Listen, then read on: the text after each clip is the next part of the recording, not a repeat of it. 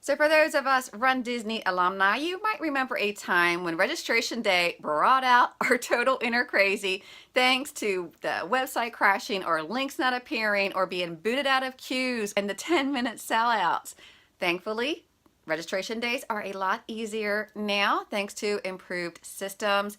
Run Disney races aren't selling out as fast, plus there is less traffic on registration day from people either buying a bib earlier through a travel agent or through the past participant link. But still, if you are hoping to sign up for your dream race, you do need to stay on top of your game because you never know what's going to happen. So in today's video, I am going to be sharing some tips to make your Run Disney registration stress-free and seamless.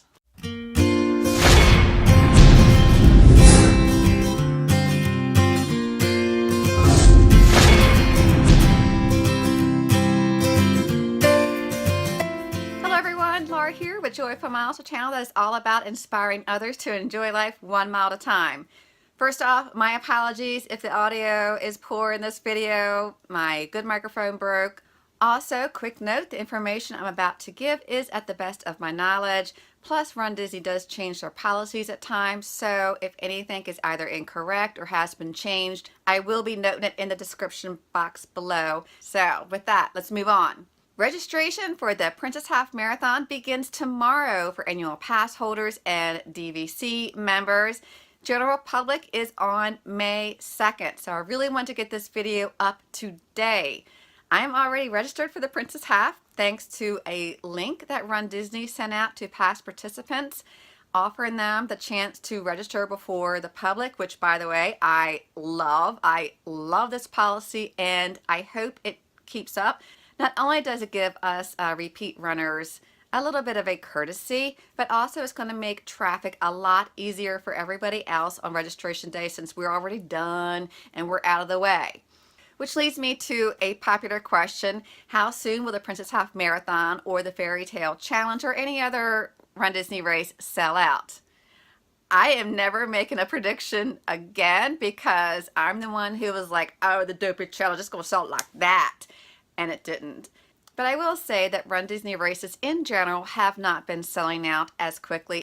But it is a sure bet that the 10K will sell out rather quickly. It's a very popular race length, followed by the 5K and then the challenge. But again, you can never tell what is going to happen. So my personal policy is if you have your heart set on this race, then act as though it will sell out fast and be aggressive on registration day. Another question often asked is, what should I sign up first? Again, I think about what is the most important race that I want to do and I register for that one first. Like, I would not travel to Disneyland or Disney World just for a 5K, but I would for a challenge, so I usually go for the challenge first. As far as when registration dates are for upcoming races, if you click on a link to my blog post below, the information is on that. And now let's get into the meat. How do you register? The first step you want to take is to sign up for an account on active.com. This way it will store your basic information like your address, your phone number, and you won't have to enter that when it's time to register. Take note that if you are registering a minor child in your household, that they do not need their separate account, but if you have your spouse or significant other who is going to the race, they will need their own account. Okay, number 2, you want to be at your computer early. Registration usually happens at noon Eastern Time, 9 o'clock Pacific. You want to be at your computer at least 15 minutes before so you can open a window and log into your active account. If you are registering multiple people at one time, I would suggest that adults handle their own registration, but if there's no other option and you're going to be registering multiple people, then you want to open up a window for each one of them and log into their own individual active account. Step 3, and this is going to be for the annual pass holders or DVC members. Take note that your annual pass must be activated in order to use this. That means that you have already used it to enter a park. On registration day, you're going to want to go to the account pass holder section on My Disney Experience. Click on Special Events and Offers. And then scroll down to where it says pass holders. Enjoy early registration for Run Disney events. On that page there, you will see a link that will take you to a special Run Disney page. And on that page, the registration link will show up at noon on the AP DVC registration day. Whew, that was a lot. Also, in the past, word is that they only offered 10% of the total registration number to AP or DVC owners. So if you don't get in, if it sells out, don't panic. Just come back on the regular registration day and hit it up then. Step 4, and this is both for the general public and early registration day. You want to be armed and ready with information such as the size shirt you would like, who will be your emergency contact and their phone number. And for those of you who are registering for the half marathon or one of the challenge, your estimated finish time. If you do not know what your time is, then head on over to the pace calculator on active.com. Use that to find out your estimated finish time. If it is below 2 hours and 45 minutes, you will be required to provide a proof of time for corral placement.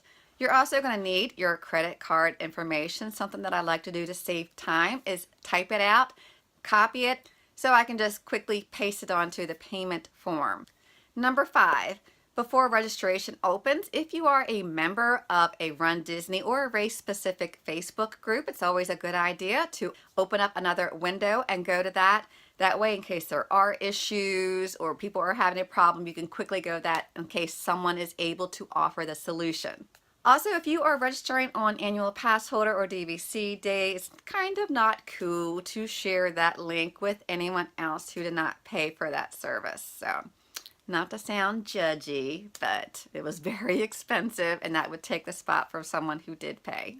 Getting back to those who will be running the half marathon 2 hours and 45 minutes or less, here is the info straight from the Run Disney website. Proof of time must be submitted from an officially timed race reflecting results after February 1st, 2016 for the Princess Half Marathon. If you are registering for a different race, if you go to the website, you will get the corrected date. Here are the lengths of races that will qualify for a proof of time.